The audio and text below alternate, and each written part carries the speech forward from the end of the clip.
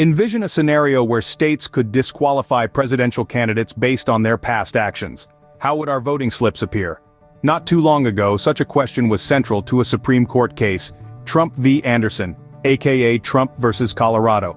The Supreme Court unanimously sided with former President Donald Trump, assuring his ability to pursue a second presidential term. The critical discussion point here revolved around the 14th Amendment provision about insurrection.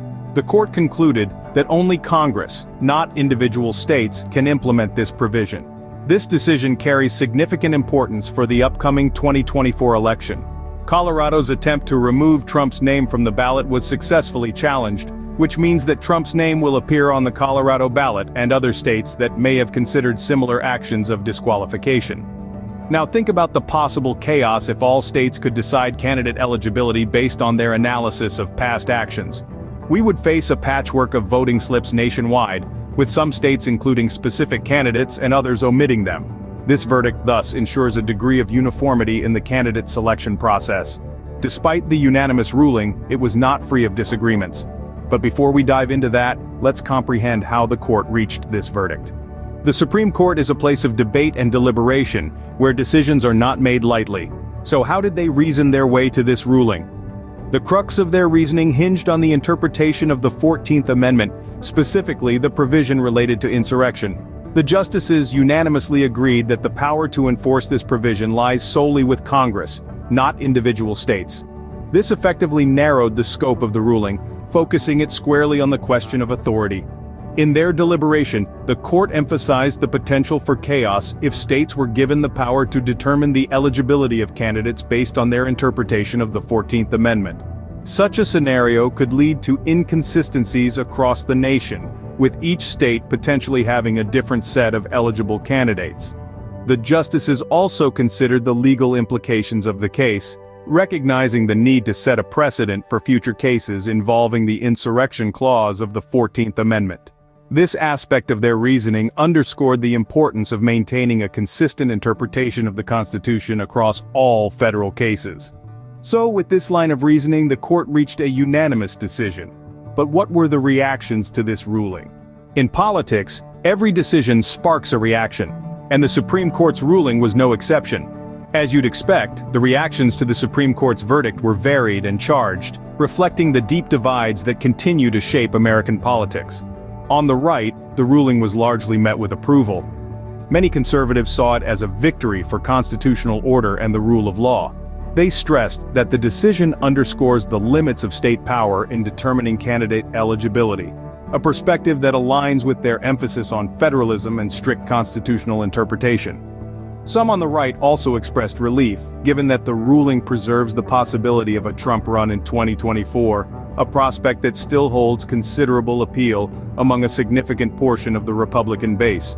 Trump himself was quick to claim victory, framing the ruling as a vindication and a rebuke to what he often describes as politically motivated attempts to keep him out of office.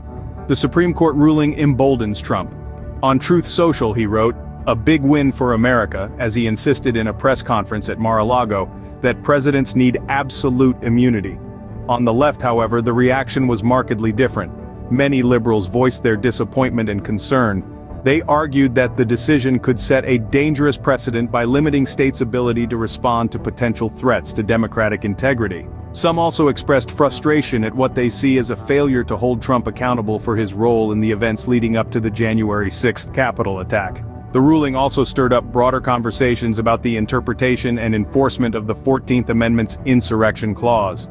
Legal scholars and political commentators from both ends of the spectrum are delving into these questions, sparking debates that will likely continue to evolve in the coming months and years.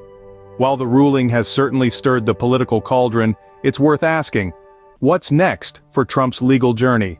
With one legal hurdle crossed, what does the road ahead look like for Trump? While the Supreme Court's unanimous ruling in Trump versus Colorado, a Supreme Court win emboldened Trump, has no doubt cleared the path for Trump's name to appear on the 2024 ballot, it doesn't mean the former president is out of the legal woods just yet. Trump is still facing a number of other legal challenges, with investigations and lawsuits ongoing in multiple jurisdictions. One aspect that makes these cases particularly noteworthy is how this Supreme Court ruling might influence them. The court's decision sets a precedent, emphasizing that only Congress, not states, can enforce the 14th Amendment provision regarding insurrection. This could have significant implications for other cases where state-level decisions are contested. The road ahead for Trump, however, is not just about navigating the legal landscape. There are also the political challenges. The reactions from both the left and right wings of the political spectrum following the Supreme Court's ruling underscore the deeply polarized state of American politics. The former president will need to navigate this divide skillfully if he is to mount a successful campaign. Furthermore, Trump's potential run in 2024 will likely be shaped by the broader societal and economic context. Issues such as the ongoing discussions about inflation and housing crises, and the introduction of the first over-the-counter birth control pill in the US, are all factors that could influence the electoral landscape. In conclusion, while the Supreme Court's ruling has certainly removed one obstacle from Trump's path, it's clear that the road ahead is still filled with potential challenges and uncertainties. From legal battles to political maneuvering, the journey to the 2024 presidential election is far from straightforward. So, as we can see, the Supreme Court's ruling in Trump versus Colorado, a Supreme Court win emboldened Trump, is more than just a singular decision. It's a ripple in the pond of American politics, the effects of which will be felt far and wide. Thanks for watching. If you like it, comment and hit the like and share buttons. Subscribe for future videos.